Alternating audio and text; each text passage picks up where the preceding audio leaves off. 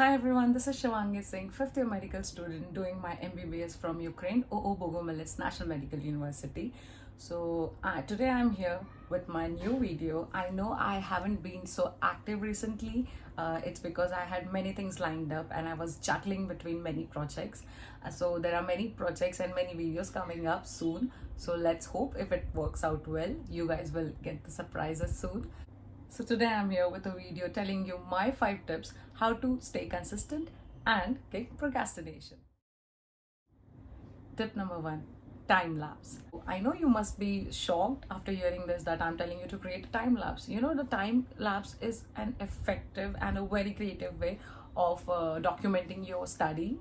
So for that reason I started doing it and I had no idea that this would be so much fun. Like, I have never felt something like that satisfaction of sitting for 1 hour and watching it in 30-second loop is amazing. So you guys should definitely try this. Tip number 2, to-do list.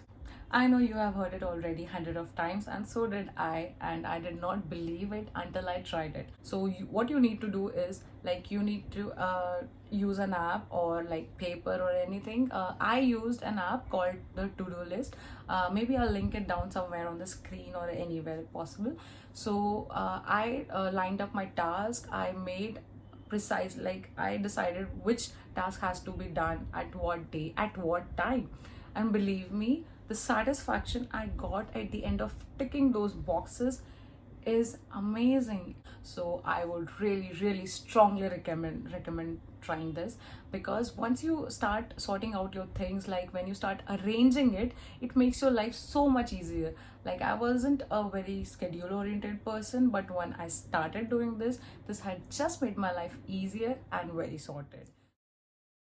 Tip number 3, being proactive. Being proactive means organizing and arranging things beforehand. Like, if you have an offline class tomorrow in the morning, so what you will do is you will take out your clothes at the night, you will decide what you're wearing, what you're taking, you will arrange your bag and everything, so it will be all ready when you wake up in the morning and you won't feel lazy at all. So if you are like someone me who needs lots of motivation to even get started, for that reason this will come very handy. Tip number 4, taking one step at a time. So when I say take a one step at a time, I mean dividing your things into smaller chunks. So, like, when you decide to study a subject, divide it into small topics and divide those topics into subtopics. So it makes very easier to revise and to understand those topics in depth. Tip number 5, schedule.